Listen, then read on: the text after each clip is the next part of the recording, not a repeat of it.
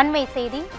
சாத்தான்குளம் தந்தை மகன் கொலை வழக்கில் 9 காவலர்களுக்கு தூக்கு தண்டனை வழங்கியதை உறுதிப்படுத்த கோரிய வழக்கில் ஸ்ரீதர் தரப்புக்கு அனுமதி வழங்கப்பட்டுள்ளது.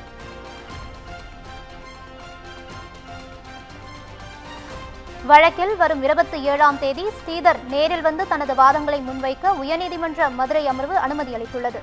இது குறித்த கூடுதல் தகவல்களை தருகிறார் நமது செய்தியாளர் சுப்பிரமணியன். வணக்கம் சுப்பிரமணியன், விவரங்களை பதிவு செய்யலாம். வணக்கம் ஜெயஸ்ரீ. சாத்தான்குளம் தந்தை மகன் கொலை வழக்கில் 9 காவலர்களுக்கு மாவட்ட நீதிமன்றம் விதித்த மரண தண்டனை உறுதிப்படுத்த கோரி சிபிஐ தாக்கல் செய்த மனு சென்னை உயர்நீதிமன்றத்தின் மதுரை அமர்வில் இன்று விசாரணைக்கு வந்தது. நீதிபதிகள் ஜெகதீஷ் சந்திரா மற்றும் பூர்ணிமா அமர்வு முன்பு நடைபெற்ற விசாரணையில் மதுரை மத்திய சிறையில் உள்ள குற்றவாளிகளில் ஒருவரான ஸ்ரீதர் காணொலி வாயிலாக ஆஜர்படுத்தப்பட்டார். அப்போது சட்ட உதவிகள் மையம் மூலம் வழக்கறிஞரை நியமிக்க விரும்புகிறீர்களா என்று நீதிபதிகள் கேட்டனர்.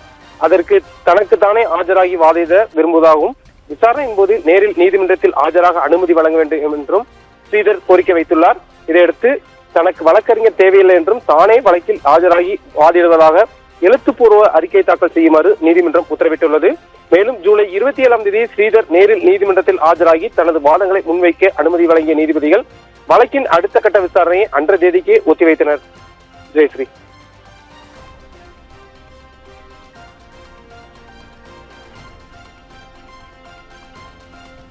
விவரங்களுக்கு நன்றி சுப்பிரமணியன்.